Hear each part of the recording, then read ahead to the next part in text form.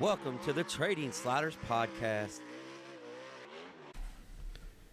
Here we go, episode number 14 of the Trading Sliders Podcast. I'm Bobby Puckett, and here with me this week, back in the studio, is Kurt the Flash Bennett. What's going on, Flash? Not much, man. Made it back finally. Yeah.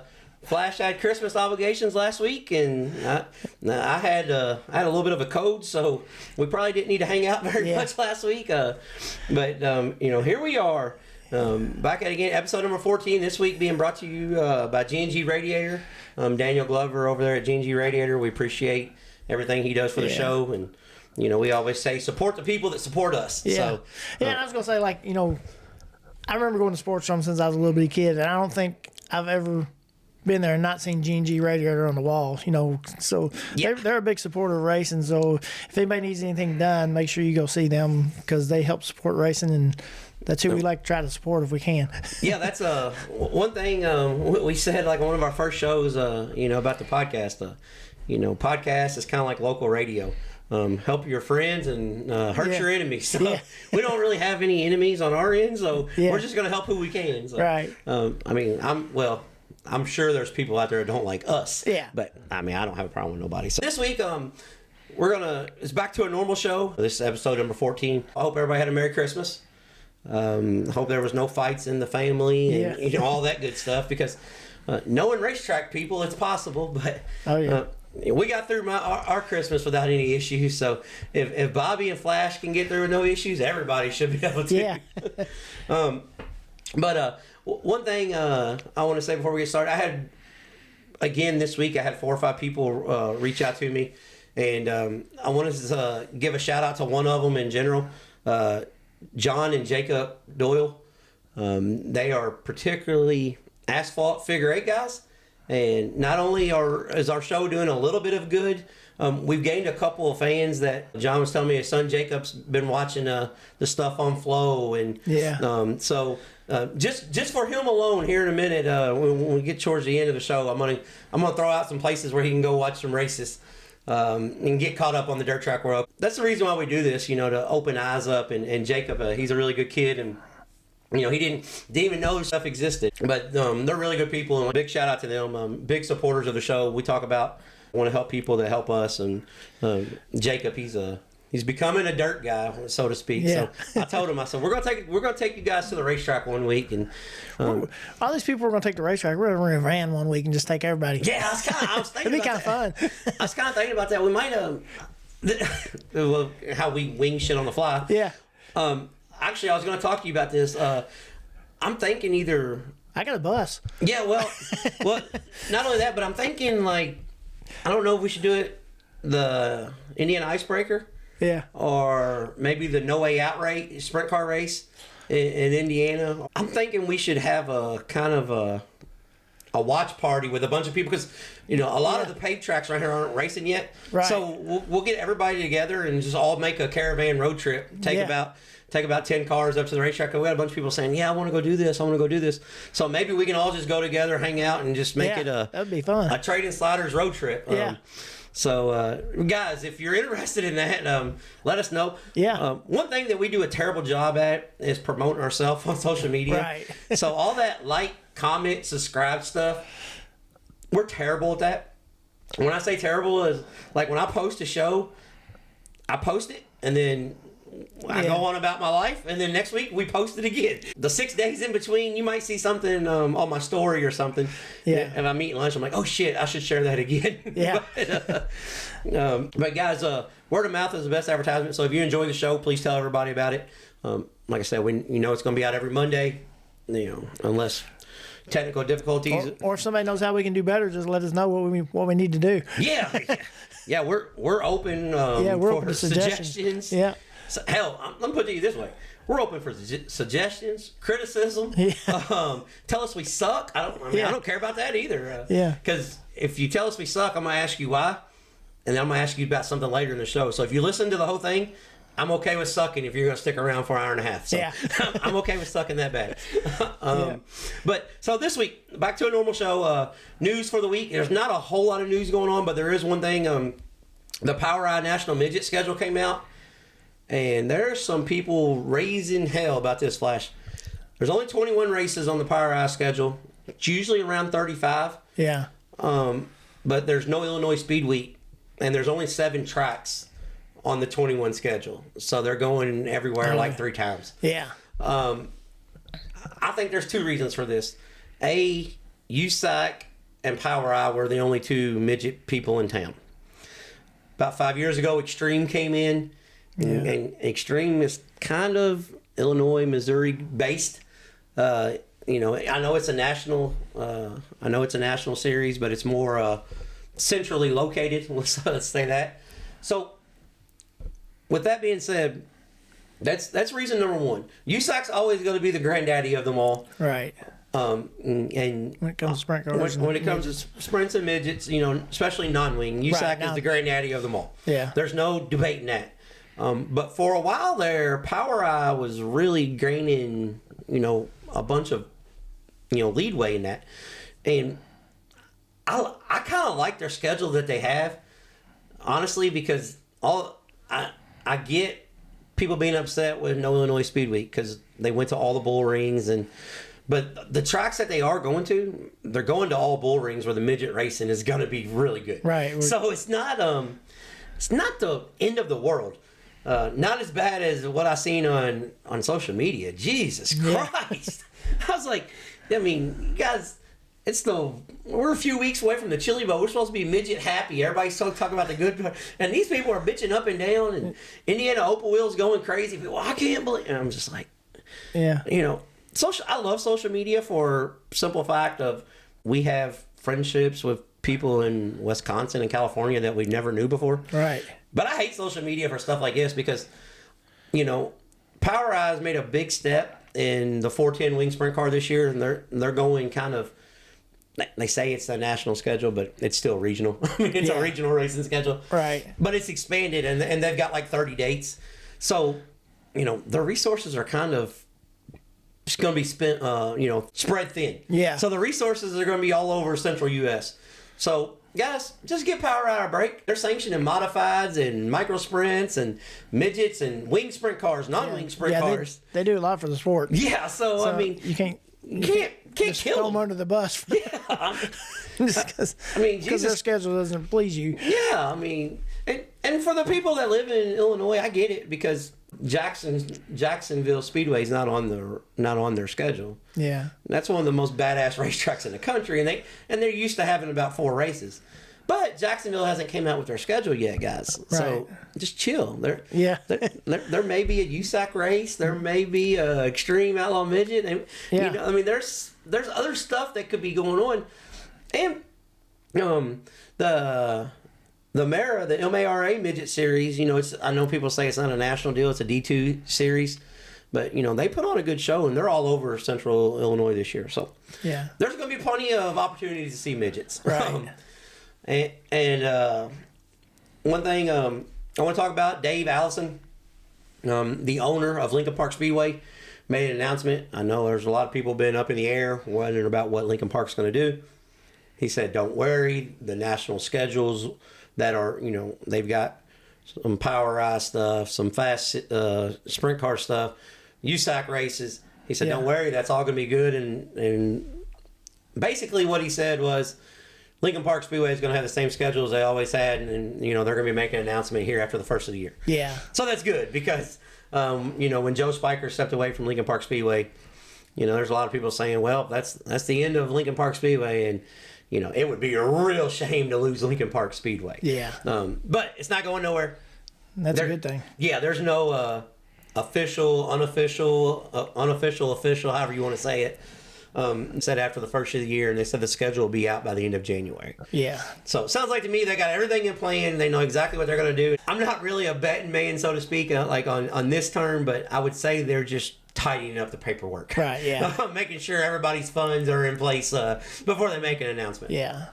Did you see this, Flash? RTJ is going to have a decision to make here in 2 weeks at the Chili Bowl. Oh, yeah.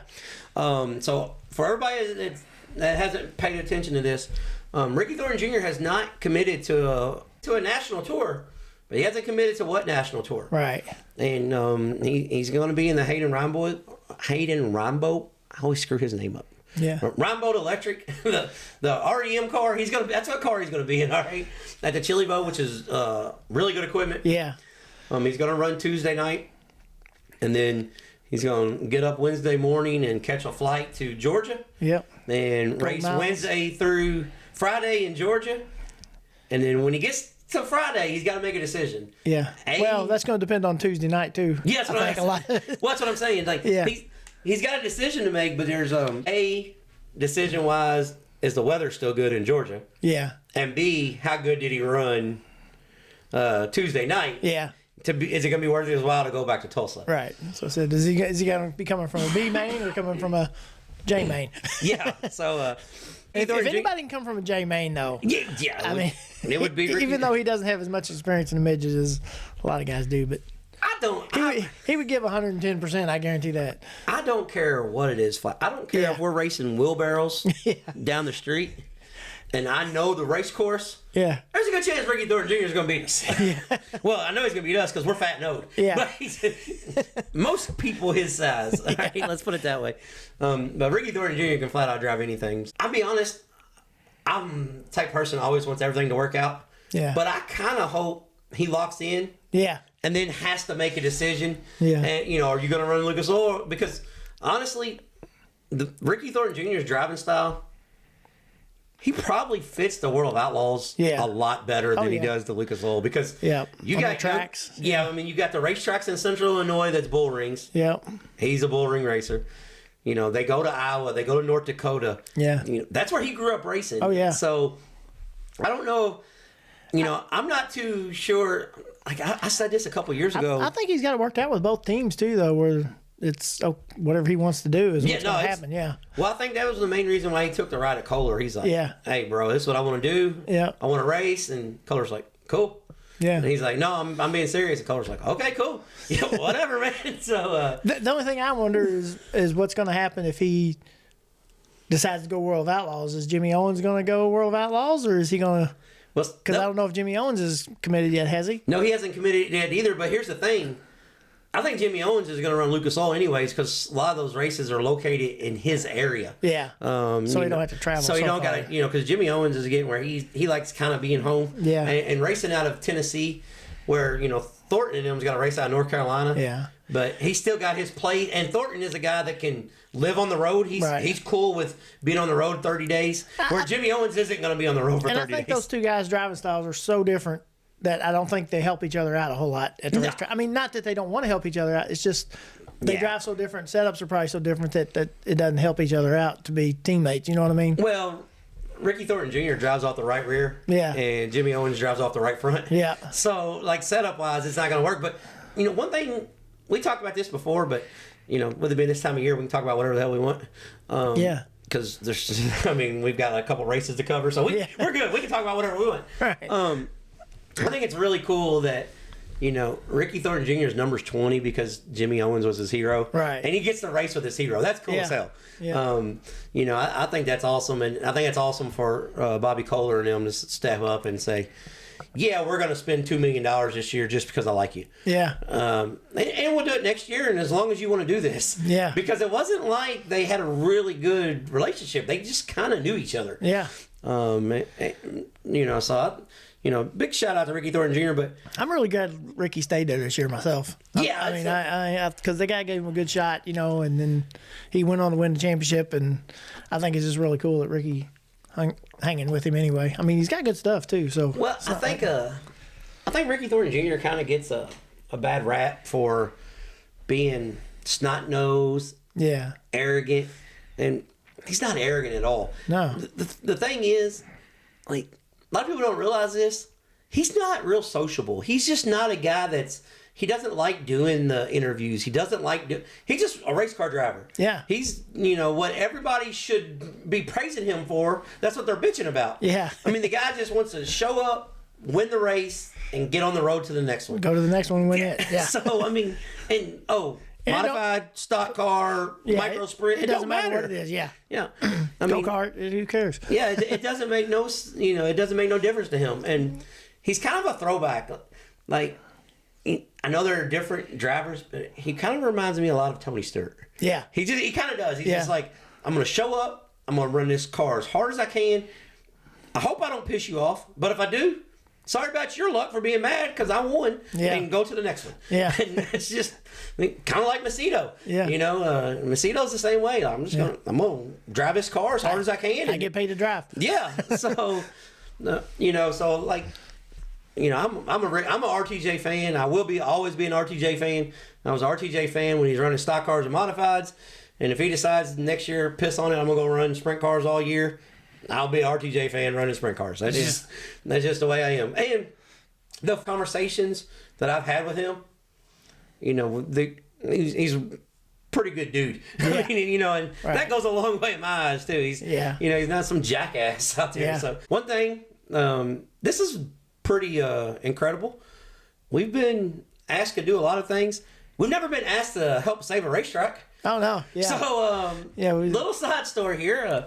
Some people reached out to Kurt Bennett. I don't know if he wants his name out there, so I'm not going to say who reached out. But somebody reached out to Flash, and guys, if you know anybody that's interested in promoting a racetrack, Thunder Valley Raceway in Salem, Indiana needs our help. Yeah. When I say our help, I mean racing community. There's racetracks closing down left and right. There's nothing new being built. Thunder Valley shut down 2 or 3 years ago. Yeah. After COVID, they had some issues, and Thunder Valley is a racetrack that's near and dear to our hearts. Yeah. It was the first place I ever raced dirt in my life, but it's the first place for a lot of kids that grew up in our area, no matter what you ran. Right. I mean, that's where Devin Gilpin started his career. That's, there's sprint car kids. I mean, Brian Clausen, Tony Stewart's won races there.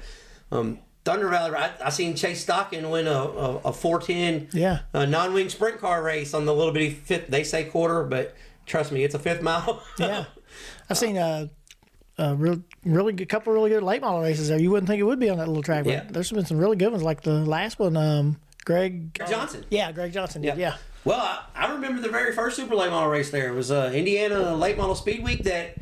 Please, Northern All-Star Series, please, James Essick, if you're listening to me, please, I can't say it enough, please bring back Indiana Late Model Speed Week. Yeah. Let's bring back, I can almost tell you the original Indiana Late Model Speed Week schedule off the top of my head. Yeah. Started out on Tuesday night at Thunder Valley Raceway. Yeah. Guess who won? Mike Marlar, the Winfield Warrior, and the white 157 car. Yep. Marlar was just like his second year in late models. He just left the mods, went to late model racing. They were at Tuesday night, Thunder Valley Raceway. Wednesday night, they made the trek up to Twin Cities Raceway Park. Another track that we really, really wish would get going. Yeah, we'll get going again, yeah. But we don't have, nobody's asking us, reaching out to asking us help with that one. Yeah. So we're going to talk about Thunder Valley. That was the very first Indiana Late Model Speed Week back in, oh my God, probably 98, 99. Because I went to every one of them. And down on, yes, if anybody's asking and wondering, you go back, check your facts. Yeah. Because we had my buddy Robert, he clears me on some facts. But I promise you this one. Don O'Neill won the late model race at Brownstown and Bloomington that week. Oh, yeah. I remember that wholeheartedly. Yeah, from what I got out of that, they're wanting, if they don't get a promoter, I mean, somebody needs to go try to talk to the fair board, I think, because if they don't get a promoter, they're going to try to make it just a demo derby and truck pull place, and that would be really sad for a lot of us guys that grew up racing there. You know what I mean? Yeah, because once you dig the racetrack up, you could still do demo derbies and truck pulls, but we still need the racetrack there, though. I mean, somebody needs to step up if anybody at all is interested. They can at least check into it and see if we can't save his place. Yes, because like I said, especially I know the guys at Dirt 2 Media tried to get it, and they had some issues, and I don't exactly know what it was. It's none of my business. I mean, because it wasn't my money. Right. But I know they've already done a bunch of work to the bleachers. I don't know what else needs to be done there, or what kind of equipment they have, or what they have. But it would be something to check into.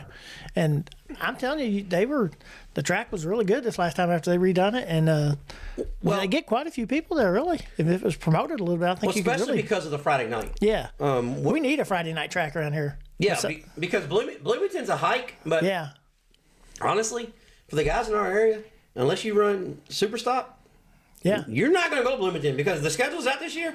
They're not running Hornets, they're not running Fords, and they got 1 or 2 modified races. Right. So, I mean, you got Crown Vics now that can run there on Friday nights that don't run anywhere else hardly on Fridays. I mean, there's all, and that's close to home for a lot of guys. We got 70 cars at Sportstrom that could probably, some of them guys might venture up there. And I'm pretty sure there's a lot of guys in the Brownstown area that would love to have a place to run on Fridays.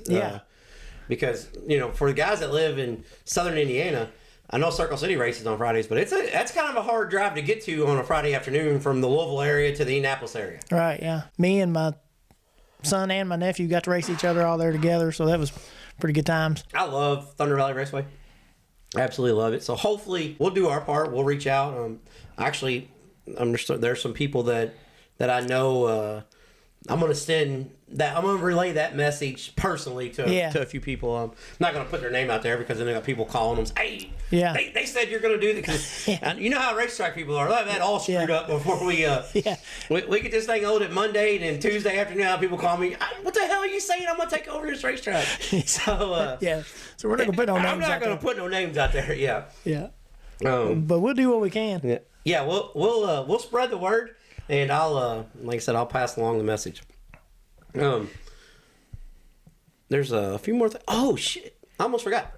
This week's guest, guys, now that we're 20-something minutes into this, because like I said, we suck at promoting, is a National Sprint Car Hall of Famer, USAC Triple Crown member, winningest driver in USAC history, winningest driver in the state of Indiana. Going to the Indiana Sports Hall of Fame, not motorsports, the Indiana Sports Hall of Fame.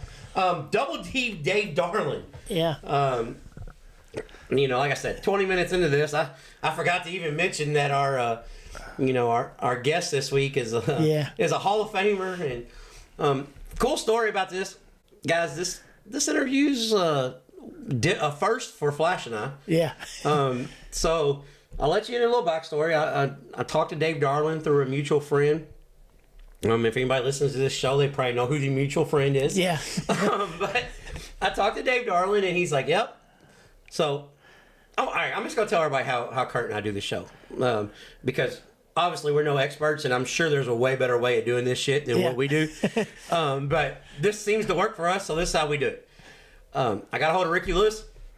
He said, yeah, we're going to do the interview. And I said, okay. I said, where you want to meet at? He said, Kokomo. I said, sweet. Kokomo from our house is 4 hours. Reach out to the mutual friend, said, hey, I'm going through Kokomo on Sunday. Can I get Dave Darland? Mutual friend said, let me see what I can do. Dave Darland calls me, says, hey, yes, I'd love to do it. Meet me at my house this time. Okay. Me and Dave had that conversation. Dave and his wife didn't have that conversation. So what I'm getting to is, people, on this interview, there's going to be some background noise because Dave's wife had a family Christmas event going on, and Dave Darland, she was having to get all the decorations out and everything. He had a house full of people. So Dave Darland, being the stand-up guy that he is, he tells me, man, I'm still going to do the interview. Meet me down here at the local truck stop. I'm thinking, okay, we're going to go to a shop somewhere in town. I get there. Me and Flash walk in. Dave Darland's sitting there, National Sprint Car Hall of Famer. I said, hey, Dave, what's going on? Where do you want to do this? And he goes, hell, right here's fine. I'm like, okay. I mean, So we're sitting in a Hardee's. We're at a Hardee's truck stop, okay, during this interview. I'm just going to pre-warm the interview. We still got a few more things we're going to talk about, but since we jump around a lot. We're at a Hardee's truck stop. We're at a truck stop at a Hardee's restaurant. There's Christmas music playing in the background. I mean, like, Jingle Bells is playing in the background. They're letting us know when the shower's open. When the shower's ready. The showers are ready for the truck drivers coming and going. All right. And I swear to God, the lady seen us recording over there, and every order that she took after that, she was screaming at the top of her lungs. She wanted to make sure she was on our podcast. And so there's going to be some background noises, just a little, but it's worth it. Because A, it's a Hall of Famer, and B, that's kind of what we do. Yeah. We're the Traded Sliders podcast. Yeah. We are the most unprofessional professional people in the world.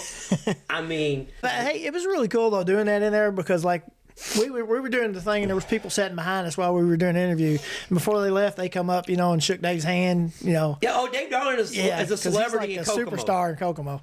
Yeah. Well, I mean, we got guys. He's a superstar everywhere. Yeah, but in Kokomo, Indiana, he's a household name superstar. Yeah. People coming by, shaking his hand. Hey, Dave, how you doing? Kids he went to school with. Dave, what's up? So it was a really fun interview. I was like, my wife said, was it awkward? I'm like, no, it's just what we do. We just bullshit anyways. Yeah. So actually really cool. Look, Flash and I made it work. I think it was bothering Darland just a little bit because every time they say something over the intercom, he shake his head, throw his hands just up. kind of laugh. I think it's kind of cool being like that myself. I mean, Bobby was thinking about maybe we shouldn't put it on there because it's so loud. I was like, nah, put it on there because that's just what we do. Yeah, so this guy, guys. They're not all gonna be perfect. No, and here's the thing. I'm gonna try to delete the background noises, but there's a couple songs that might play. I mean, they're not bad songs, but YouTube may silence the video. So this may be a Spotify only. Yeah, but I don't know. We'll have to see what happens. I mean, we're not like we're getting 3 million views anyway, so we're probably fine in our situation. How many people get to interview Dave Darland though? That's cool. So that was cool. So it was a really fun interview. Now that we bounced all around, hell, I did one show 1 week by myself and got shit all screwed up. And now I forgot to mention our guest. And now let's get into this weekend's events. All right, this weekend race results. Yeah. And then we'll talk about Dave Darland again here at the end. That's just kind of what we do. Yeah. One thing, sprint cars and pancakes this morning, Flash. Well, it was sprint cars and lunch for you because you watched it in the afternoon. But now I watched it live. I had it on the whole day while I was painting doors. Yeah. Thanks to your wife. Yeah. Hold on a second. My wife did not make you paint nothing at your house. She makes me paint shit here. No, she made my wife look at her doors that y'all painted. And now I had to paint mine. Perth Motorplex here in Australia. High Limit had their sprint car and pancakes, so to speak. Yeah. Funny thing about this, everybody around here knows the legend Dave Comer. So I asked Dave this morning. I said, Dave, you watch sprint cars? Hell no, I ain't getting up until 3:30 watching those sprint cars. I said, Dave, the race wasn't on till 8. Well, I looked at it on there and it said it was starting at 3:30, so I didn't watch the damn thing. Yeah. I said, Dave, tomorrow morning, because this is going to happen Sunday and Monday, we're recording this late Saturday night. And when I mean late, I mean like this late Saturday night. Yeah. Kurt was painting all day, and when I was working on a race car. Not even gonna talk about that. Yeah. Hold on a second.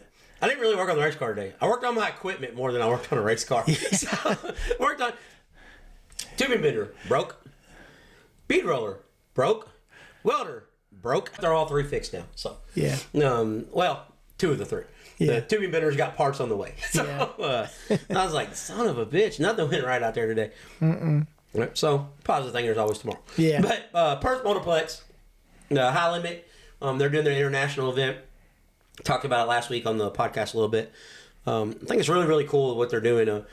It's not a national points paying event. I don't know, I think there was like 12 Americans over there, wasn't there? I think so. It's quite a few. I think there were 12 Americans, headlined by, obviously Brad Sweet and Kyle Larson. But really good race. One thing that I want to say about Perth, it kind of reminds me of like a small Eldora. Yeah. I mean, it's wide. Did you listen to Larson today though? What he said it was like? No. He said it's like Vado. Oh, really? Yeah, he said. Well, no, I can see that. He said he looked at it. He said it looked like it. He said then after he drove it, he said it's just about exactly like it. That's what he said. Well, I can see that too. Now that you say that, I was just thinking of the sweeping turns. Yeah. But it does look like a mini Eldora. That's what I said the first time I seen it. That's what I thought it was. Yeah. Which after we talk about Perth here, we're going to talk about where you can watch a lot of this Australia stuff. Yeah. But they ended up with 38 sprint cars, and James Fatten took the win. Really, really good race. Yeah. I mean, it was really the track. The last 4 or 5 laps kind of went away. Right. And I won't say it rubbered up because I don't think anybody said anything about rubber. But you didn't want to come off the top. Right, I know that. No, So, yeah, it fenced up. Yeah. It didn't go to the bottom. It went to the top. Yeah, it went to the top. Yeah, it fenced up. Yeah. So, but James McFadden took the win over Cole. I can't say this kid's name's Colum Williamson. Yeah. And Brad Sweet ended up running third. Kyle Larson, I think Larson started. He started 12th. Yeah, started 12th. He got 6th. Yeah, started 12th. No, he got up to 4th. Oh, did he? Yeah, he got to 4th on the last lap through a slider because the guy got in the wall and knocked his wheel off. Okay. Yeah. Yeah. Yeah, that's right. I did see that. Yeah. Yeah, dude put it in the fence.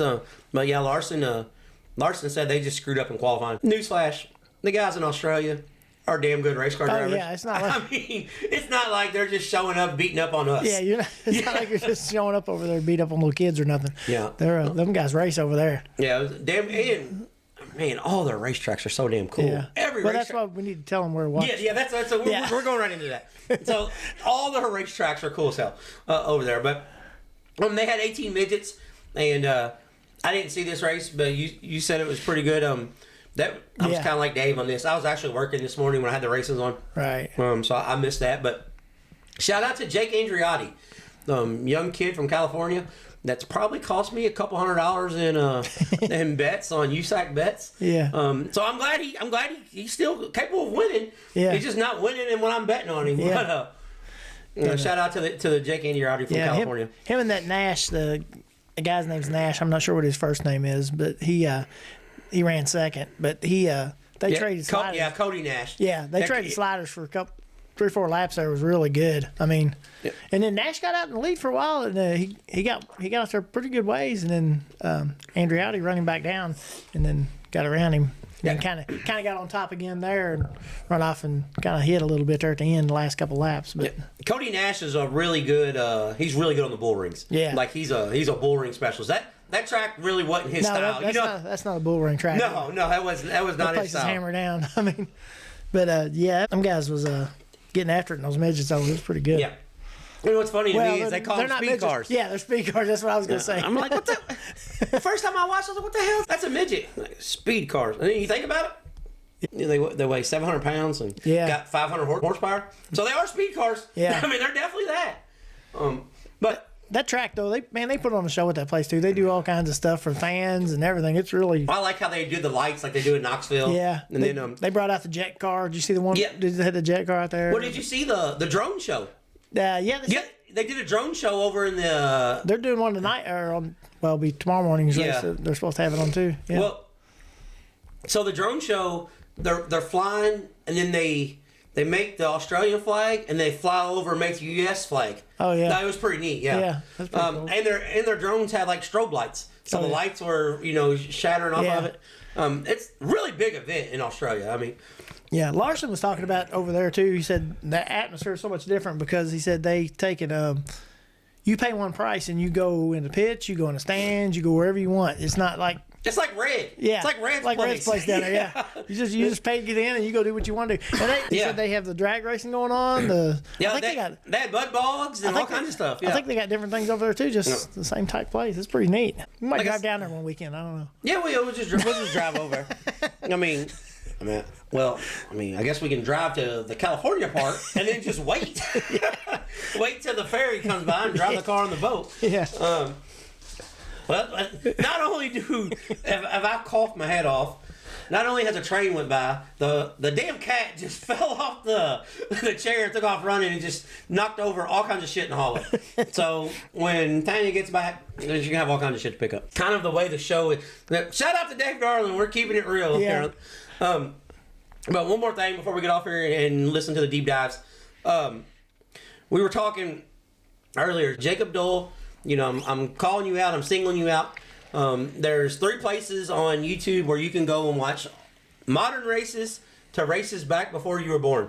One, I just turned flash onto this about a month or 2 ago. Yeah. It's called Clay Per View. Clay Per View on YouTube. He has everything that's going on in Australia. Super sedans, which is late models. Speed cars, which is midgets, and sprint cars, which is sprint cars. And then they also got their regular like street stock type cars. Yeah, they're called what are those damn things called? I don't know, but they're fun to watch. Yeah, they are. They're real fun. They're rear. They look like Dodge Neons, but they're rear wheel drive. With the rear wheel drive, yeah. And they race all over the racetrack. Yeah.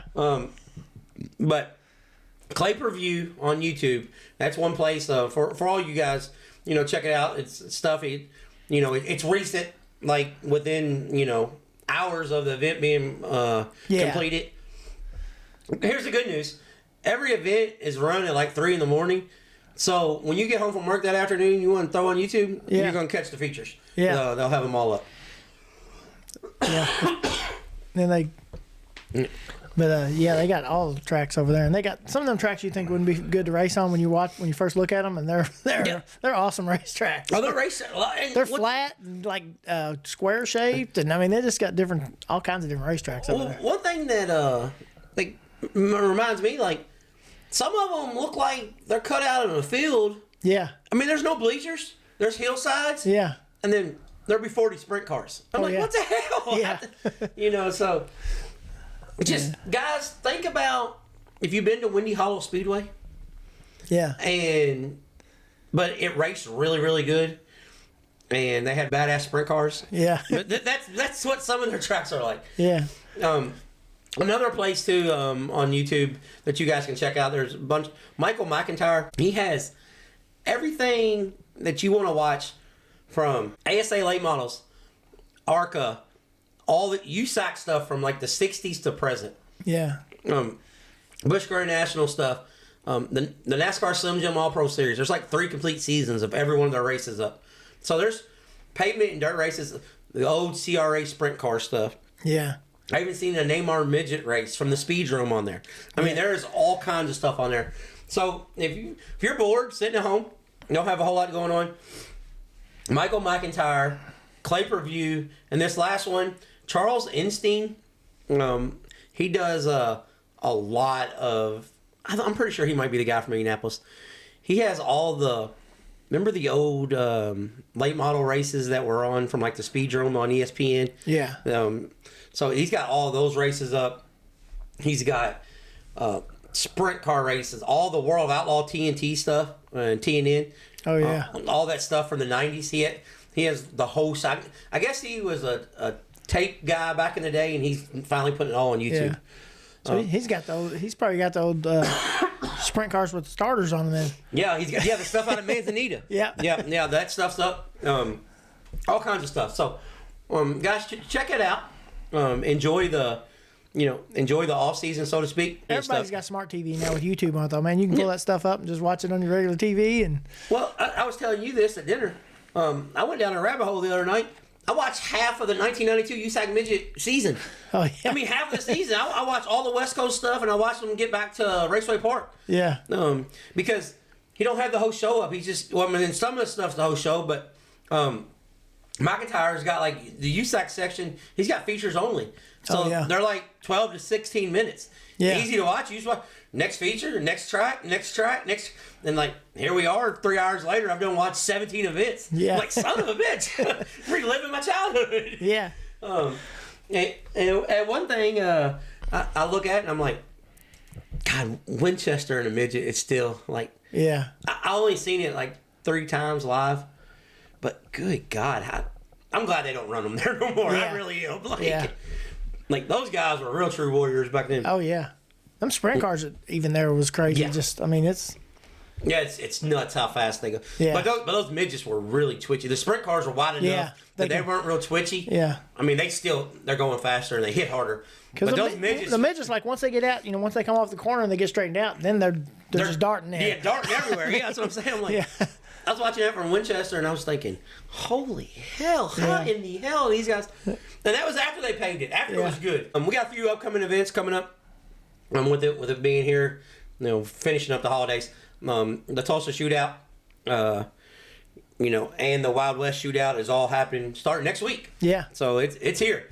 Tulsa Shootout and the Wild West Shootout and the Ice Bowl at Talladega. So we'll talk about all that next week. That's some upcoming events, but we've rambled on enough. I've coughed enough. Next Saturday though is the Ice Bowl, Friday and Saturday. Oh, it is this weekend. Yeah.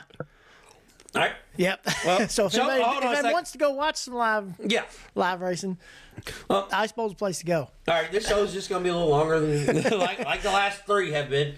Yeah, I've got it wrote down here, but I thought it was the following week. But you can go down just Saturday and catch all the features, but you got to leave about 5 in the morning. Yeah.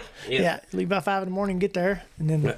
But Talladega Short Track, guys, listen, if you want to catch some racing, I think the weather's supposed to be close to 60. Yeah. Like in the high 50s. I think I checked it again. It's in the 40s. But that's okay.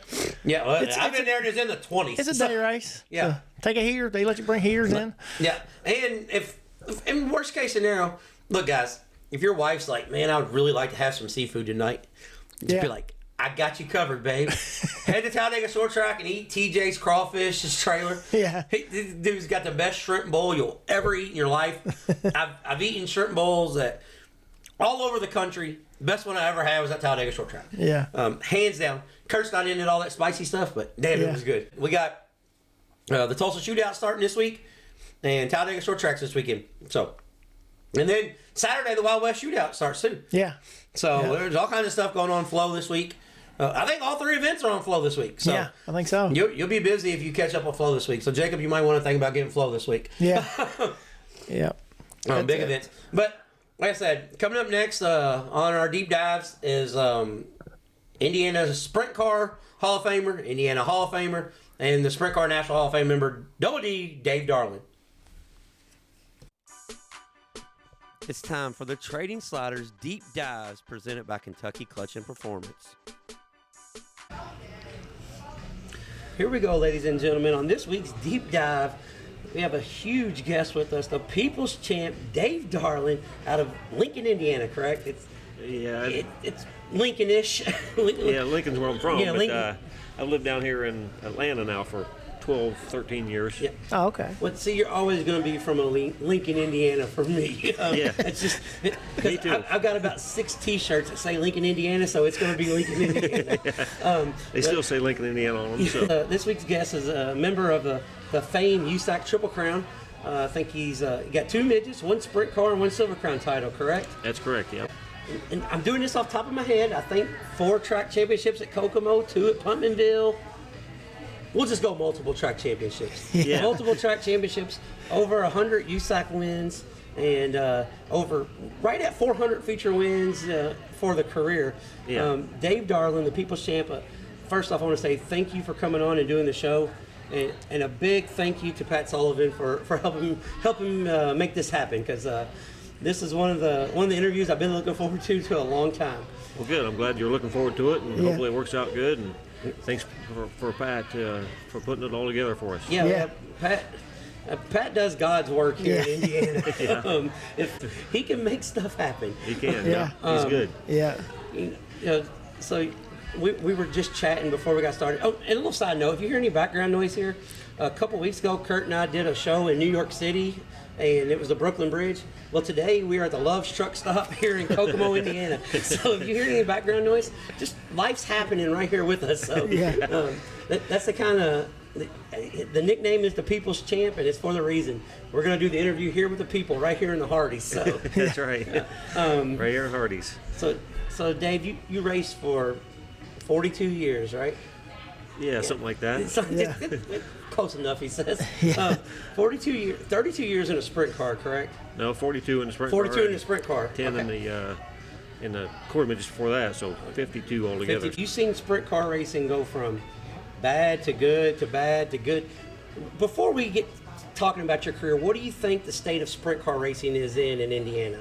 Because there's no better person to talk about what sprint car racing was and to what it is than Dave Darland. Well, it's I think it's pretty good in Indiana right now. It's gotten expensive, but other than the cost of that, it's still pretty good, and it's competitive and it's competitive as it's ever been. I mean, it's like, I know you did it for so long, but the kids get younger and the races don't get any easier to win. That's right.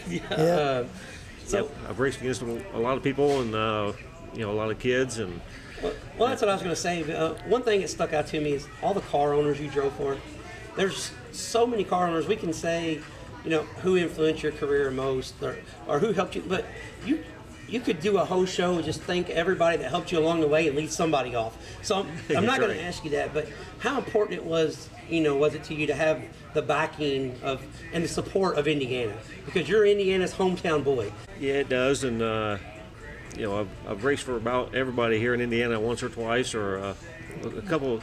I think 3 years is about the most I've ran for one person in a short time. But I ran for Jeff Walker for a couple of years, and he decided to park the pavement car, so I had to find a different ride then. So I drove for him for 4 years altogether, but there was 2 with the pavement car, and then we took a couple of years off, and I ran for him again for a year, and then I ran for him another year.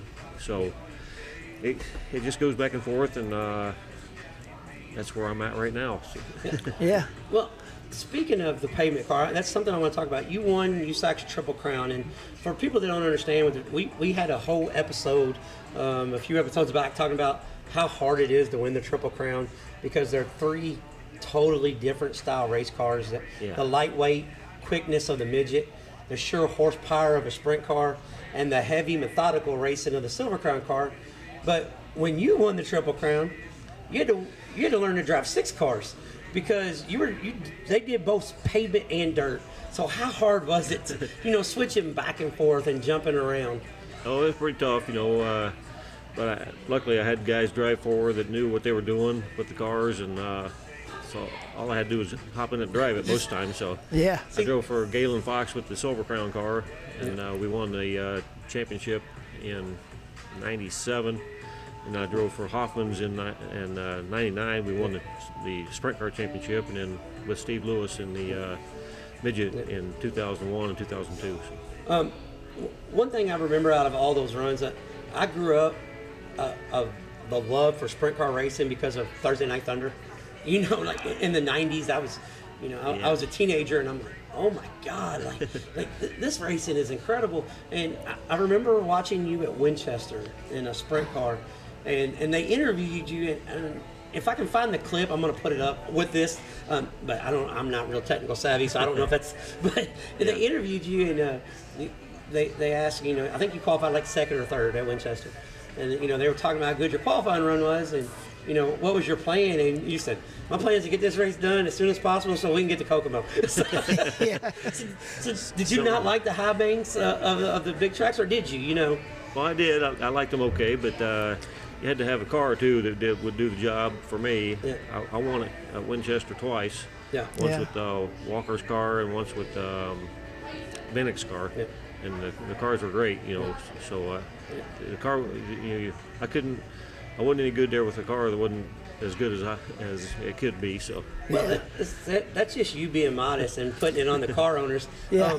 I'll say this, Dave Darland, you can win in anything, no matter what it was. Because I've seen you, like everybody, associates you with the big time car owners, but I've seen you later in your career show up to Bloomington and Putnamville, and I'll just put it frankly, you didn't have the best equipment, but you still competed and won races just on talent alone. So don't put yourself down and say it was the car, because it was. You don't win 400 features and have really damn good race cars. Okay, just good cars all the time. It's not always the car. The car helps, but it's not always the car. That's right. One thing you talked about Hoffman and the Hoffman car and Steve Lewis. People don't understand now, like Steve Lewis, his midget team, Keith Coon's kind of patting his team after what Steve Lewis did. Like, all right, we're going to have the best cars, the best drivers, and go out and hope you can beat us. And Steve Lewis had Ford at the time that was backing him and helping him with the engine program. How much different were the Steve Lewis cars compared to the other cars? Because you got to drive, both.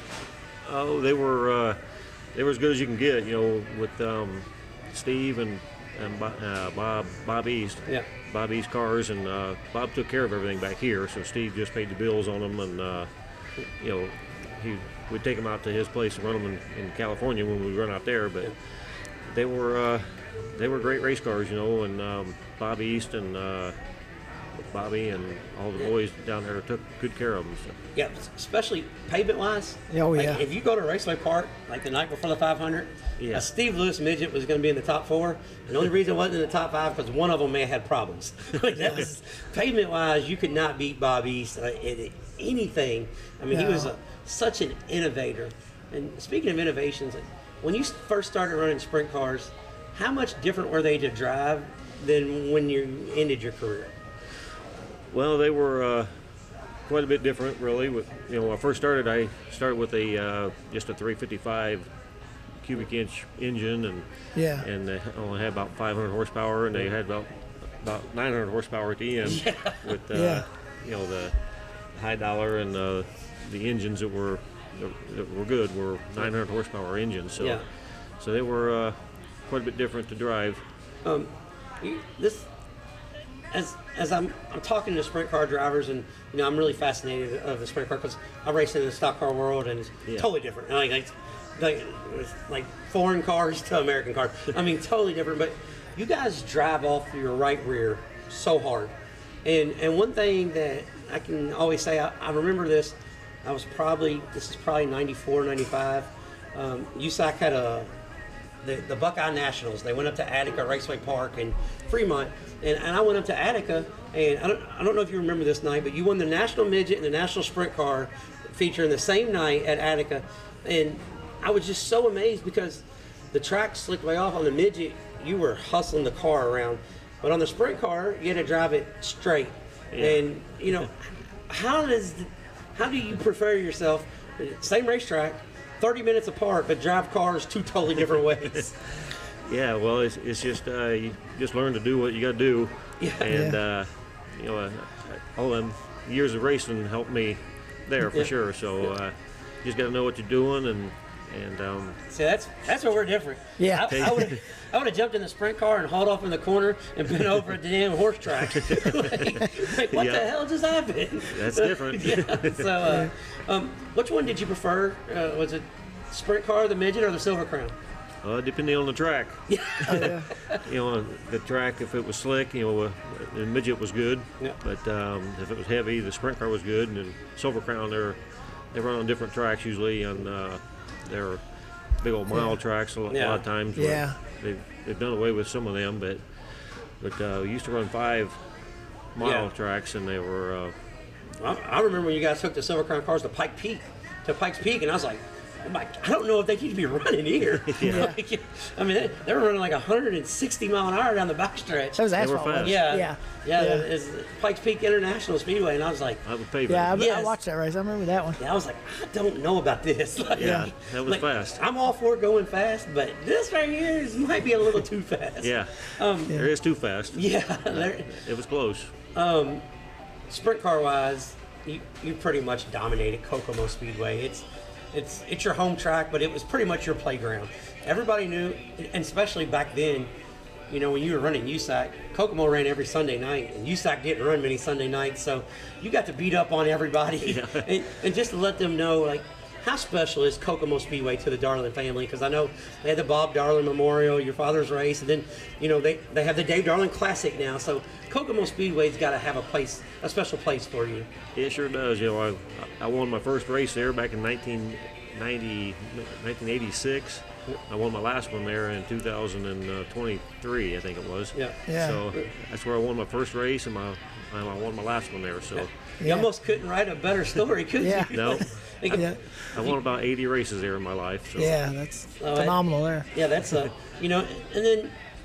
and what I'm really proud of, being a non-wing, I love all racing, but I'm a non-wing guy. Like that's my go-to. Non-wing sprint cars is, I remember back in the Thursday Night Thunder days, the Arctic Cat sprint car, because everybody had a big push. They didn't want no green on the car, Darland's like, green, hell, I'm putting bright lime green on my car. That may be, it's funny because my first race car it was green because of the Artie Cat car. Oh, it was? Yeah, my first street stock that I built was green, and it had Rocket Red just came out, so I had fluorescent numbers on it. But that Artie Cat race car is one of the most beautiful race cars. Still today, I think the Artie Cat Dave Darland sprint car is the most beautiful race cars.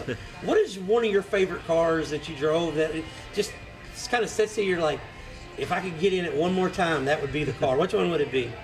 Oh, maybe Jeff Walker's car. They were always pretty and fast, and he did a good job with them and knew what he was doing with them. So that blue number 11, when you rode it out of the trailer, it was game on. Yeah, it was game on.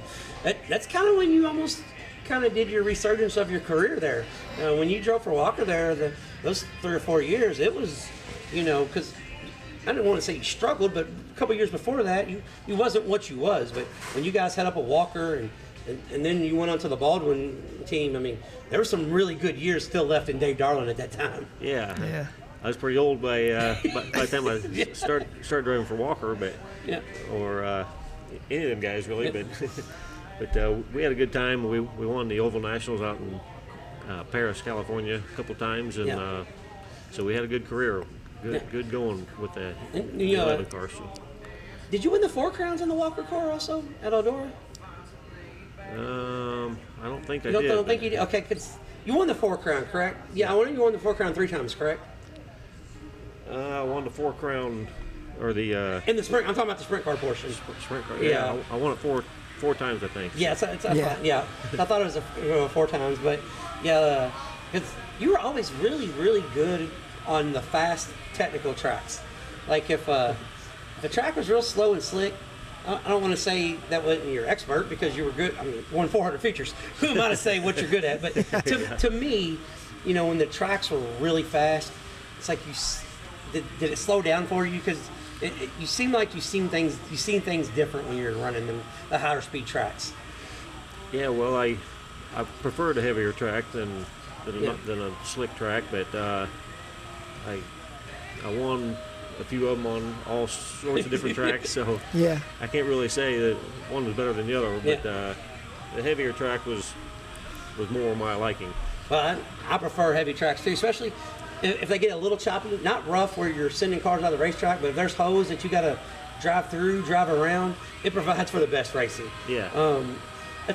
I know a lot of people, when we're talking about going through changes, a lot of people were upset when they first redid Kokomo because Kokomo was flat and a little bit smaller, and then they added the banking up out of the wall, and I think people that were upset was they didn't like the speed. But the racing at Kokomo Speedway now versus what it was in the early 90s, it's totally different. Yeah, it's not even the same place. Right. It's not the same place for sure. It used to be so slick, and you had to hit your spot, and now you just go and put it up on the fence, throw them over your shoulder, put it up on the fence, and see what you can do. That's right. Now, I'm real curious about this. Do you still go to the races a lot since you're done, or because like when my dad quit, he just quit. I'm not going. Then I started racing, and my brother races now still. So then he started trickling in. Are you a fan? Or are you just? I did that time. I'm gonna stay home with the wife now and do what she wants. Well, I still like racing for sure, but we do a lot of camping, and we went camping a lot last summer, and we went like 6 times, and so I don't really go to many races anymore. Yeah. But last year was the first chance I had to go, but and not be part of the show. Part of the show. So and I only ran about 10 to 15 times about my last 3 or 4 years. So didn't go much then either. Well, I'm here. Well, here's this. I'm going to put this out there. The Trading Sliders podcast, Kurt and I, we're going to come up here on one Sunday night. We're going to pick you up, and we're going to go hang out at Kokomo, and we're going to take you to the races on us because of all the memories you gave us. Okay. But not only that, I just wanted to see what it's like to be the star at Kokomo Speedway. So I'm just going to walk in like, hey, I'm with Dave tonight, okay? Because sounds good. Because I don't know what it's like to walk in and be the man, Yeah. I'm going to walk in and we're like, we're hanging out with Dave tonight, and everybody will be like, all right, it's on us. We'll try that out. Yeah, we're gonna have to go. We're gonna have to go hang out at the races one night together. So I know this has got to mean the world to you. In 2017, you was entered. You got inducted in the National Sprint Car Hall of Fame. Right. And non-wing sprint car racers forever had a hard time getting into the Sprint Car Hall of Fame. Mm-hmm. And I think you may have been one of the first true non-wing racers that didn't do much wing racing at all to get inducted to the Sprint Car Hall of Fame. How important was that to you and your family? Well, it was important, being inducted into the Hall of Fame was a cool situation, and going out to Knoxville, and I still talk to the Knoxville people a lot. Yeah. And Stanbro, I think, got inducted this year, maybe last year. It was last year, yeah. Last year. So me and Tony Elliott went in together.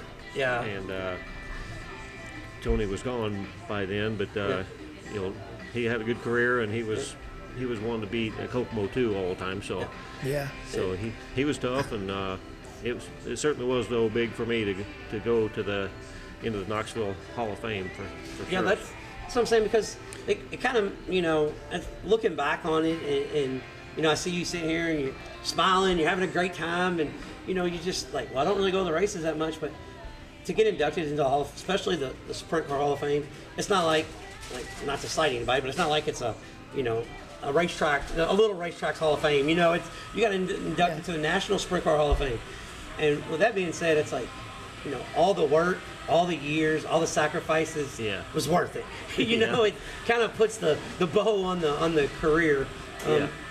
Speaking of sacrifices, how hard was traveling the country and racing, for your family? Because, like I said, I know your son Trenton raced a little bit, but he lost interest, and kids do other things, but your wife Brenda was by your side all those years. Like, how hard is it on a family to just always be on the road? It's pretty tough, but my wife was a USAC official for a few years, and but it is tough to be on a family, to be on the road all the time. But Trenton, he likes racing too, but he did quarter midget racing and Ford Focus racing for a little bit, and then 600 racing for 4 years or something like that. So he had a good time racing for a while, and just didn't have anybody to take him really, and I couldn't quit racing at the time, so he just stepped aside to let me continue my racing life. Well, let me ask you this, because we talk to a lot of kids that try to race for a living. You did it for 42 years. If you got one advice to the kids that decide, I'm going to go do this for a living, what's something you could tell them that they need to do and that they don't need to do because you lived it? Well, luckily I had my wife. She worked at someplace all the whole time. So that was a steady income. So had a backup plan that way anyway, huh? Had plan B. Thanks, sweetie. I didn't make no money this week. But I tell you what, since I didn't make no money this week, I'm going to tell you what I'm going to do. I'm going to be out of your hair in the garage every night this week working on the car. So try to make some next week. I'll try to hurry next week. But it's tough, but that's what you got to do. But and USAC only, they usually only pay $5,000 win per race per night. So and then if you don't win, you don't win, you don't eat. Less than that. So. So when USAC was in their heyday in the 90s and they were on TV all the time, did that change your guys' form of racing? Because I know there were some corporate sponsors that came in, and like you had the Arctic sponsor. I mean, there was sponsors and car owners. Did that change, or was racing still just racing? Dave Darland from Lincoln, Indiana racing, or did you have to? I gotta watch what I gotta say, or how did all that work? Because you're on TV, 3 or 4 nights a week. How did that change you? Well, you did have to watch what you said for sure, and so it didn't change much for me, but I don't really talk too far out of line. See, that'd have been terrible on my end. I'd be like, shit, this is blah, blah, blah. And they'd be like, no, you can't say that. I guess I've done it for long enough, but that's just the way it is. But see, ESPN would have told USAC, hey, if Bobby wins, just wave him on past. We're not going to do no interview. Can't interview Bobby tonight. Yeah, we're not interviewing Bobby. He makes T-Mass sound like a saint. So.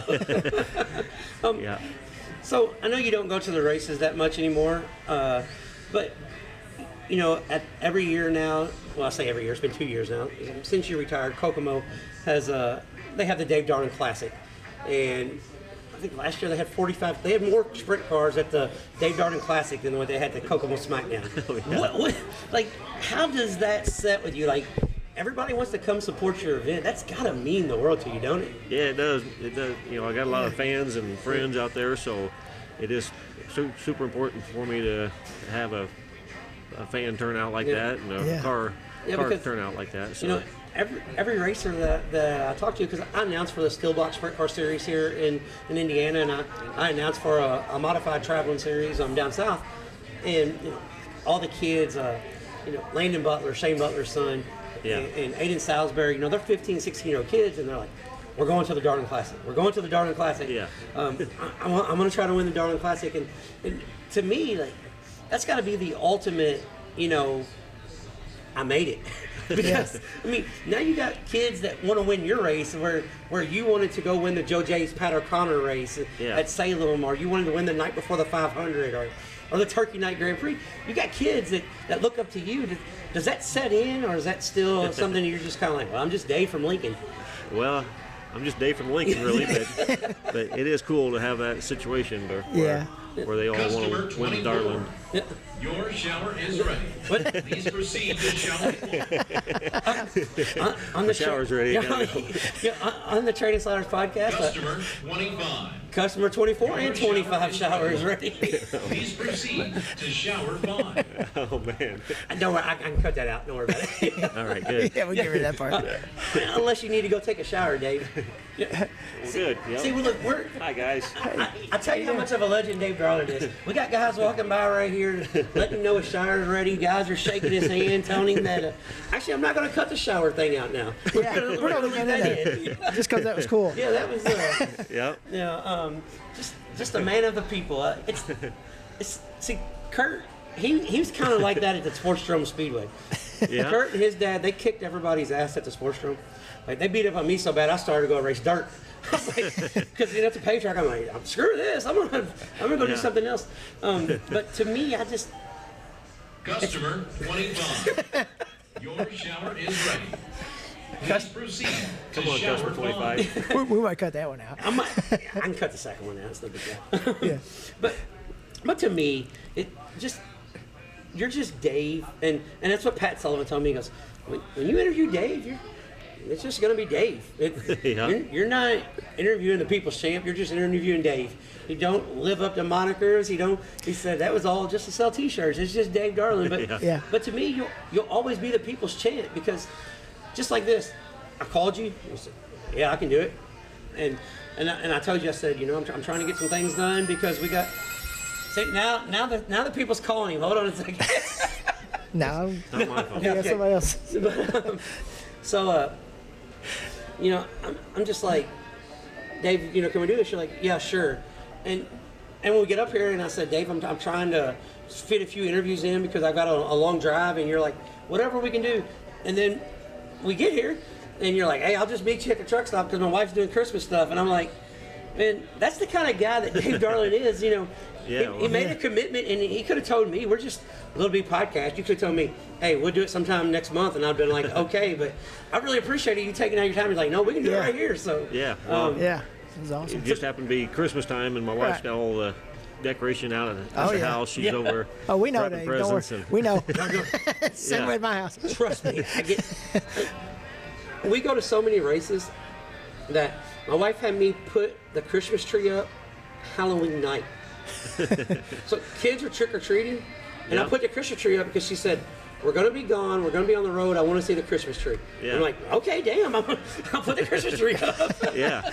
So, trust me, I get it. You raced for 52 years. If she tells you to leave the house while she does Christmas decorations, your ass better leave the house. Yep, here I am. Yeah. I'll meet you at the truck stop. Meet me at the truck stop. So, going forward, do you see? You said your wife worked for USAC. Levi Jones quit racing and he went and worked for USAC, and now USAC, now he works for Eldora. Do you think it's possible that maybe one day you could, get a job working with the series and get back around the racetrack? Not just USAC, just any series. Or is it something that you have no interest in? That racing is done, now you're going to live the retirement life?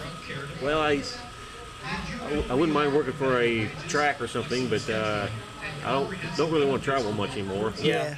I did all the traveling and all that, so I got me a job working for Beck's Fertilizer right over here by my house too. Oh, okay. Oh, now, yeah. So been there for about a year. So Well, yeah. Dang, Dave Darland had to get a real job. Yeah. yeah, Damn, Dave Darland is like me. yep, got me a job now. Road racers working. What the hell? Like you? Yeah, you're like me. I mean, we're except I didn't win no 400 features. Yeah, me neither. Yeah, I'm right around the 100 mark. So Yeah. That's good. yeah, I didn't win no 400 features, and I'm okay with that. So I enjoy what we're doing. Well, if the people from Kokomo Speedway is listening, Dave won't say this because he's politically correct and he's not going to say it, but he said he listened to Kokomo. He said he wouldn't mind getting a job at the racetrack, helping out. He don't like traveling. The racetrack's 15 minutes away. He works here in Kokomo. Maybe Kokomo Speedway wants to reach out, and Dave Darland's like, he can help. You'll do track prep, won't you? Yeah. Yeah, he'll drive the water truck and make a few more laps. If anybody's capable of making laps around Kokomo with their eyes closed, it would be Dave Darland. So, Get in the car, he can be the test car, make sure it's okay before they go out. Yeah. so That test me out real quick. I don't know the guys at Kokomo that well, but I'm gonna send them an email at least. Say, hey, Dave Darland wants to work at your racetrack. Make it happen, guys. Yeah, the O'Connors, they do Hey, you might get in free that way anyway, Yeah, they do a good job with the racetrack for sure. Yes, Oh, they yeah, do. they the do. O'Connors, and we just, I really hate that we just lost Joe Spiker. Not lost him, it's something happened to him, but he retired, and because a lot of people, to say this correctly, a lot of people complain about Joe Spiker, but without Joe Spiker, we would probably lost 3 racetracks in Indiana. Yeah. Paragon, Putmanville, and Bloomington wouldn't probably still be here if he didn't step up. So, say what you want, good or bad, but he made a positive impact on the state of Indiana, and I'm glad that Paragon's got a new ownership and Bloomington's got a new ownership, and and it looks like Lincoln Park is gonna survive too, because it's not looking too pretty for Gas City, and that was another place where you spent a bunch of Friday nights, Gas City. So I mean, do you think racetracks are in a tough place right now, or you think racetracks are in a good spot in Indiana? Well, they are pretty tough, I think, but Yeah. like you said, with him, Spiker. Yeah, Spiker. With Yeah. Spiker quitting down there, or moved on to wherever he moved to. So I don't know the whole story right yet, but Well, last I heard, he said the press release said he was raced out. And Yeah. If you're doing track prep on 3 racetracks, I can guarantee you're raced out. Yeah. It's going to be a little rough on you. Yeah, just working on the damn water truck and grader alone will make you tired. Yeah. Not even talking about doing the work, cleaning the facility, ordering the food, promoting the races. I mean, Yeah. just He's got doing a the lot going on. upkeep. Yeah. So I get it. I get that he's raced out. But one thing that I want to ask you about, and it's big in the news right now, Indiana Sprint Week is going to Indianapolis Motor Speedway. yeah. How cool would it been if you got to go race Indianapolis Motor Speedway? Well- Like, what kind of? Can we get you in a car just for one race next year, maybe? My wife said I got to come back and run that race for Sprint Week next year. Yeah. Your wife did give you the okay. Yeah, she Yeah. did. Well, Now we're talking. now we're talking. So are you going to try to run Sprint Week next year? No, No. Nah, no, you I'm ain't gonna do it. not. I'm not going to. But Yeah. she said I should and could. But That would be cool. Yeah. yeah, Well, here's one it'd thing. be cool to see that. Yeah. Well, I'm pretty sure you probably raced at every racetrack in the state of Indiana. Yeah. Over the years. So Indianapolis Motor Speedway, you got to mark it off your bucket list, right? Got to at least drive the pace truckers, aren't they? Yeah, well, Yeah, we got to do that. I'm gonna call Pat, because me and Pat Sullivan become pretty good friends, and we talked about Pat getting stuff done. I'm gonna call Pat and see if he can call over a favorite racetrack. Maybe we'll get you the Grand Marshal, and Yeah. we can get you to Indianapolis Motor Speedway. Maybe wave the green flag or something. Yeah. Do something cool anyway, Yeah. you know. Yeah. So we're gonna. I got to run a midget down at Indianapolis a few times, and Yep. I got an IndyCar test drive from winning. I won the Toledo race in a sprint car one time and got to drive Hamilgarn's car, and then I won the Customer 26. the sprint car Your shower is ready. sprint car Please proceed to championship shower one 2. time, and I got to drive an Indy car that time. So Yeah. So I know you got to race, but sprint cars. Dave Darland is a sprint car racer. I know you've won in all disciplines, but when I think of Dave Darland, I think of sprint car ace, sprint car master, and they're running sprint cars at Indianapolis Motor Speedway. We got to get you there somehow, some way. I don't know if it's Grand Marshal, flagman, race director, or if we can't figure that out. That might be the race. I'll drive up here and pick you up, and then we'll go to Indianapolis for that race. That might be the race we go hang out at. it might be. Yeah. That'd be good. I'm gonna make that my goal is to get Dave Darland at the sprint car race at the Indianapolis Motor Speedway, because I'll probably be there anyway. So okay, well that's good. I'm glad you're gonna be there, because to me, when I think of sprint car racing in Indiana, you touched on one earlier. There's two guys that I think of top of the list. It's Dave Darland and John Stambro, and you guys were fierce competitors off on the track, but off the track, I don't ever recall you guys having any issues, did you? no, not too much. There was one time at Putnamville where I lost. Something broke on the car, and I got into Stambro and took him out too. So Yeah. that made him a little mad. But Yeah, but that's What's happened? That's just part of it. happens. that's parts failures. Yeah. yeah, we were trying something experimental, and they broke, and I was still trying to race, and got into Please Stambro. proceed Yeah. to shower 5. Well, the problem was, shower 5's ready also, in case you guys are wondering. But the problem was, you had to finish racing that race because, Brenda said, you better bring home some dinner money that week. And, That was way back in the early times too. When Yeah. Stambro was driving the '81 car, and Yeah. I was in my '36 car. So well, here's the thing about that. Dave Darland is probably, you can probably go down as one of the cleanest racers of all time. But one night, I'm going to tell a little story on you. I did see you come to fisticuffs at the top of the ramp at the Chili Bowl one night. Do you remember what I'm talking about? yeah, Yeah, okay. I remember that. You remember that? Okay, well, so we're at the Chili Bowl, and this like my first or second year at the Chili Bowl. And do you remember who it was with? I don't remember who it was with, but I remember they have you shut the cars up and you come to the top of the ramp. And Darland was so mad. One of the kids come in and hit him with the Hail Mary and knocked him out of the transfer.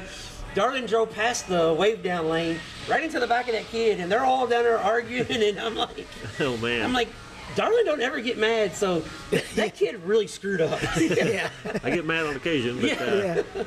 usually not too bad where I Yeah, end up in a fight. But that's what I said. I told my wife there, and I said, I've never seen Dave Darland get that. So that's how much the Chili Bowl means to me. Like, Yeah. how fun is the Chili Bowl? Because I go out to the Chili Bowl quite a bit, and that's one of those events that people that that's never been, they don't really understand, do they? Yeah. no, they don't. There's 350 or 375 cars here now, and only 24 of them make the feature. I was able to make the feature about 15, 16 times, and Yeah. I did that pretty. Just making So, it's a feat. Just Yeah, If you made the feature of the Chili Bowl, that's equivalent to winning 10 features at the local. No, 10 features at the national level. Yeah. 30 features at the local level in 1 year. I mean, that's equivalent to, especially like those guys that make the alphabet soup runs on Saturday. Like, you don't have time to change tires. You don't have time to make no adjustments. You just get in the car and wheel it. the furthest I came from was the D one time. I ran Yeah. the D, and then the C, the B, and then the A, and we ran out of fuel then. Yeah. Yeah. Oh man. in the feature about I was running about 12th or so, and about 10 or 12 laps to go, we ran out of fuel. So Oh man. so Well, I told you I wouldn't keep you too long, and we're almost 40 minutes into this. So, like me, I'm cool with hanging out at Hardee's all night. And, hell, the customer number 33, we're needing food over here at this day. But, I'm cool with hanging out with you all night. Yeah. But it's I'm not going to keep you here all night because I'm a man of my word, just like you're a man of your word. You said we'll do the show, and you don't care, and I told you I wouldn't keep you all night. So, is there anybody over the years that you want to thank that, I know you're probably going to leave somebody off, but is there anybody that just made sure Dave Darland was able to succeed, throughout the years? Is there anybody you want to just say, hey, thank you? Well, my wife. Yeah, definitely. Good answer. Yeah. Yeah, my wife and kids, they've been there for me the whole time, and right. I certainly thank them for that. And some car owners, like Steve Lewis and Bob East and them guys, and Galen Fox. I drove for Galen for a long time with the Silver Crown car for 18 years, but with just him and the 56 car. So well, on the dirt and on the pavement, I drove for Bob Horner was the guy's name, and we ran pretty good with the Silver Crown car too on the pavement with him. So anyway, I'd like to say thanks to everybody that helped me out along the way, along all the years, and thanks for helping me out. And yeah, that's what we talk about on here all the time too. It's relationships you make along the way too, is what makes racing great. It is, yeah. Because when you're done, all you got's the memories, anyways. Yeah, memories and pictures, and you don't spend all the little bit of money you made. It's gone. That's gone. Yeah, I mean, you've spent that, and and a lot of guys.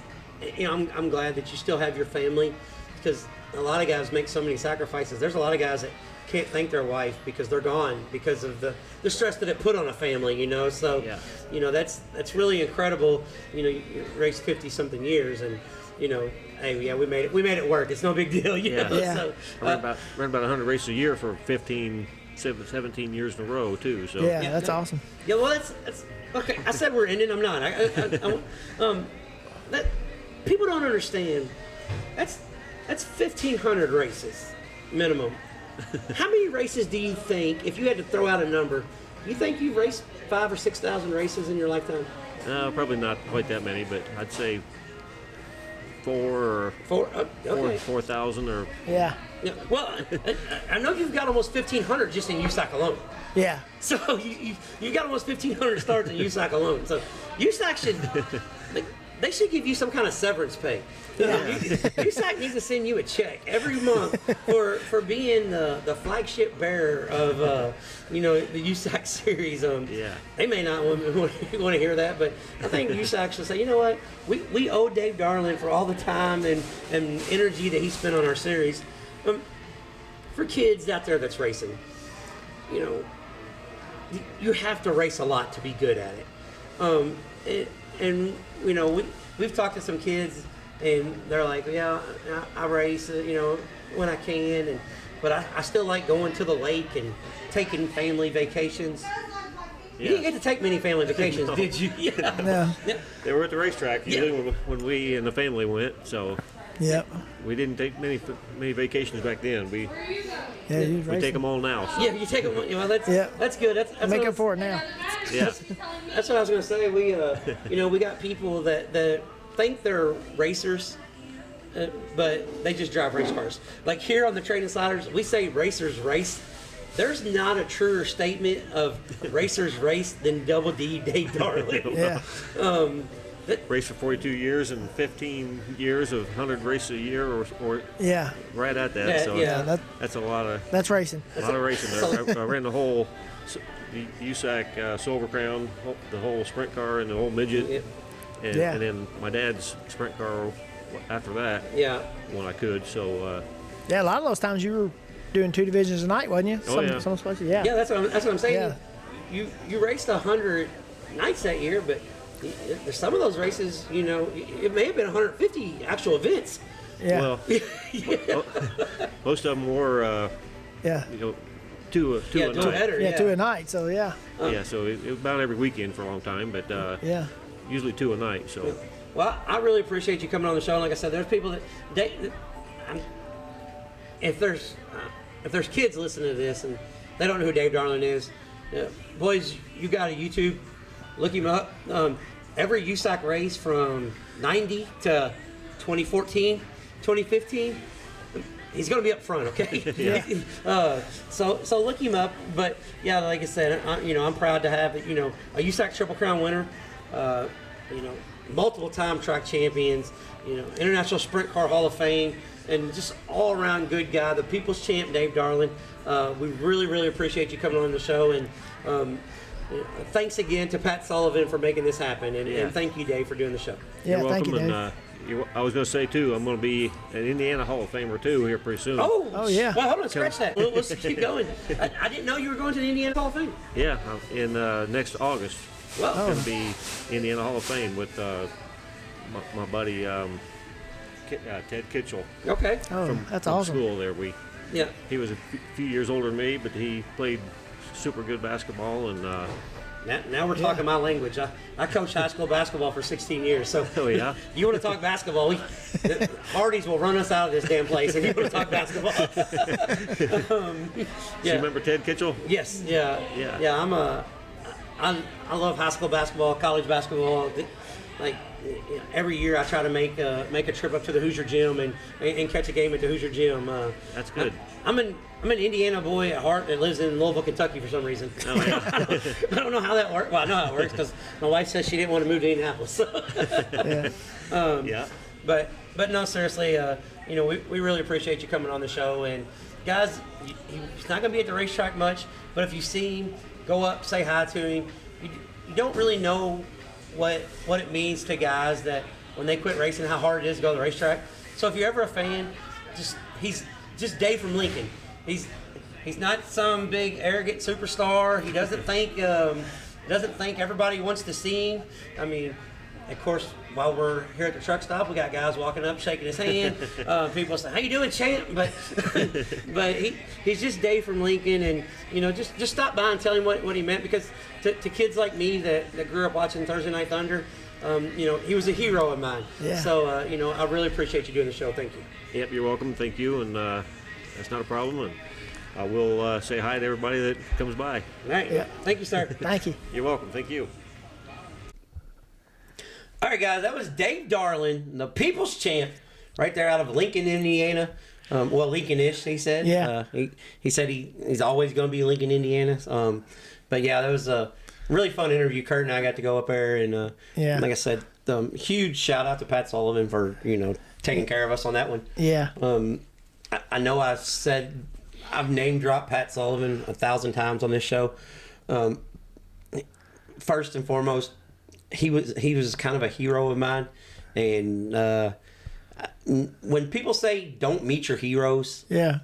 because you get a bad impression of them, I say screw that, because both Michael Despain and Pat Sullivan have helped us tremendously, more than anybody would know. Two great dudes, ambassadors for racing. Yeah. So thank you, Pat Sullivan, for making that happen. Really, really neat thing. I know a lot of people know this about Dave Darland, but he had some medical issues a few years ago, and Dave, as we were having our interview, there's a lot going on. I mean, a whole lot, as you could tell. Side note, it's pretty funny.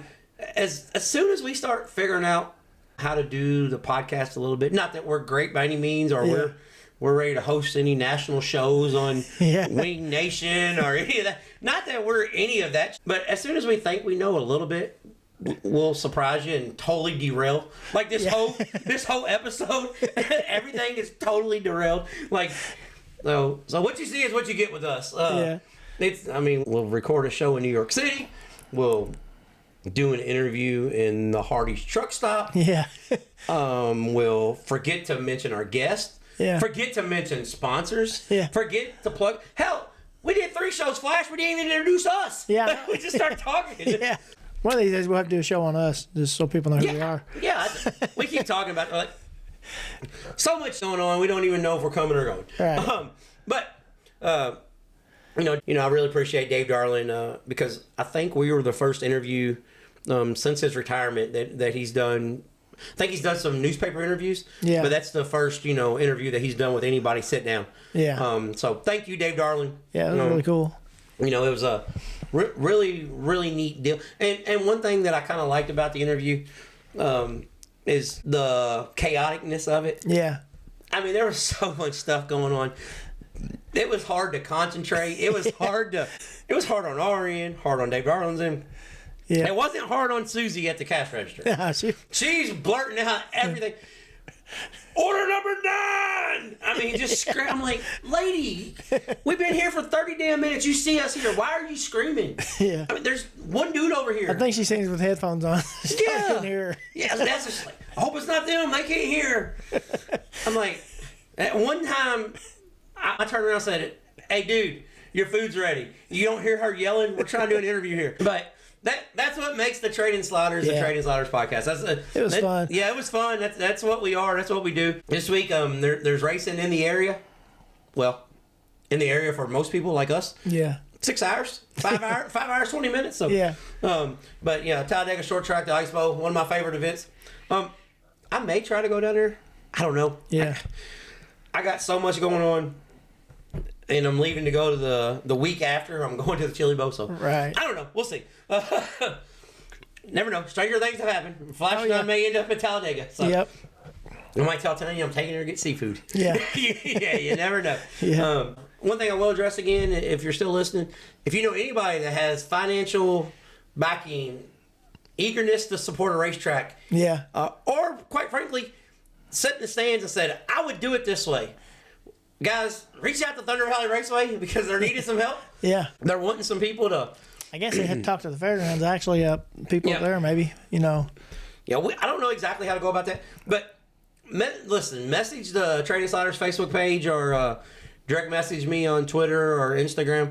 If you got somebody, if you're interested or know somebody that's interested, get a hold of either myself or Kurt via social media or if you need our phone number, hell, I'll give it to you out on Facebook, whatever. It doesn't matter. Yeah. But if we can help this racetrack, let us know and we'll put you in the right direction. Yeah. We'll at least let you know who you need to talk to. Right. Who can get you in touch with the right people anyway. So, hopefully, this works out and we can start a movement. I mean, for as bad as we screwed this show up, maybe, you know what? Guys, you didn't even mention your guest. We're making people think about who our guest is, all right? So keep them wondering. Yeah, we keep them wondering. And, I mean, besides, you know who the damn guest is. I put some kind of witty, title up. Hey, this is our last show of the year, though. I'm not doing no more this year. Yep, I'm done, too. I guess that's it. Support your local racetrack, even if it's 6 hours away. They have good food at Talladega Short Track this weekend. Yeah, lots of stuff on Flow. Yeah, Tulsa Shootout starts Wednesday. Yeah. All week. Incredible racing. Over 1,400 cars. Wild West Shootout Saturday at Vado. Until next time, we'll be Trading Sliders.